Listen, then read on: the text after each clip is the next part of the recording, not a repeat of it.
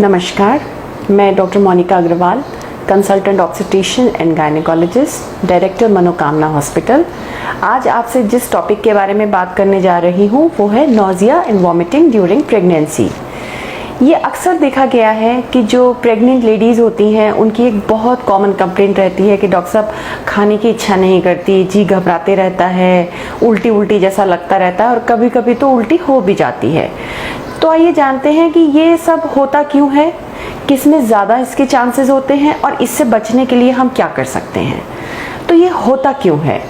Pregnancy के दौरान कुछ हार्मोन्स होते हैं जो बढ़ जाते हैं, जिनकी वजह से जी घबराना, उल्टी आना या उल्टी होना ये प्रॉब्लम होती हैं। तो उसमें इस हार्मोन का नाम क्या है? ये हार्मोन कहलाता है ह्यूमन कोरियोनिक गोनाडोट्रोपिन या शॉर्ट में हम बोलते हैं HCG। ये हार्मोन बढ़ने से थोड़ा वॉमिटिंग की कंप्लेन आना ये सब रहता है। और दूसरा इसका एक कारण जो अक्सर देखा गया है वो है पेशेंट में शुगर लेवल डाउन हो जाना, इसकी वजह से भी जी घबराता है। तो जिन जिन प्रेगनेंसीज में ह्यूमन कोरियोनिक गोनाडोट्रोपिन जो होता है वो बढ़ जाता है, उन प्रेगनेंसीज में नोजिया और वॉमिटिंग के चांसेस ज़्यादा होते हैं, जैसे कि मल्टीपल प्रेगनेंसी, कुछ एबनॉर्मल प्रेगनेंसी या प्रेगनेंसी के वो हफ्ते जिन दौरान ये हार्मोन अपनी पीक पर होता है। ज़्यादा करके जो ये वॉमिटिंग होती है ये प्रेगनेंसी के फर्स्ट ट्राइमेस्टर में सबसे ज़्यादा ये कंप्लेन होती है। 5वें हफ्ते से लेकर 18वें हफ्ते तक लेडीज में वॉमिटिंग की कंप्लेन रहती है और जनरली 18वें हफ्ते के बाद ये प्रॉब्लम अपने आप रिजॉल्व कर जाती है। 9वें हफ्ते से लेकर 14वें हफ्ते तक ये जो हार्मोन होता है इसका लेवल पीक पर होता है, तो इस दौरान ये कंप्लेन भी अपने पीक पर होती है। या कई बार पेशेंट्स के अंदर ट्विन प्रेगनेंसीज होती हैं या मल्टीपल जेस्टेशन होता है, तो उस केस में ये हार्मोन लेवल ज़्यादा होता है और प्रेगनेंसी में वॉमिटिंग की, नोजिया की कंप्लेन थोड़ी सी एक नॉर्मल प्रेगनेंसी से ज़्यादा होती है।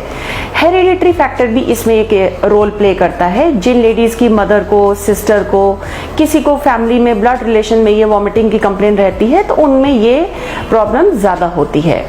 जिन पेशेंट्स को प्रेगनेंसी से पहले के पीरियड में माइग्रेन की शिकायत रही हो या उन्होंने ओरल कॉन्ट्रासेप्टिव पिल्स लिए हो, उनके साथ उनको नोजिया वॉमिटिंग होता रहा हो, उन पेशेंट्स में भी प्रेगनेंसी के दौरान नोजिया वॉमिटिंग की शिकायत ज़्यादा होती है। या खाली पेट रहने से, भूखे रहने से, किसी भी वजह से ज़्यादा देर तक खाना ना खाने से भी वॉमिटिंग की कंप्लेन होती है। तो इसके लिए आपको क्या करना चाहिए? सबसे पहले तो इसके लिए आपको ज़्यादा देर खाली पेट नहीं रहना है। आपको एक बार में बहुत ज़्यादा खाना भी नहीं खाना है। आपको हर थोड़ी थोड़ी देर में थोड़ा थोड़ा खाना बार बार खाना है। वो खाने में फैट की मात्रा, तेल, घी, चिकनाई और मसालों की मात्रा बहुत कम होनी चाहिए। जितना हो सके कोशिश करें ब्लेंड डाइट लें, हाई प्रोटीन डाइट लें, ड्राई स्नैकिंग करें, यानी कि बिस्किट्स खाना, क्रैकर्स खाना, टोस्ट खाना, ये सब आपके लिए अच्छा रहेगा नोजिया और वॉमिटिंग अवॉइड करने के लिए। और देखिए ये सब तो हुआ डाइटरी चेंज। इसके अलावा आप क्या कर सकते हैं कि अगर फिर भी इन सब चीज़ों से कम नहीं हो रहा है तो अपने डॉक्टर को कंसल्ट करके आप कुछ प्रेगनेंसी के दौरान सेफ एंटीएमेटिक्स होती हैं जो आप डॉक्टर से प्रिस्क्राइब करा सकते हैं और उनको आप आराम से ले सकते हैं। 20वें हफ्ते के बाद तो ज़्यादा करके प्रॉब्लम अपने आप रिजॉल्व कर जाती है।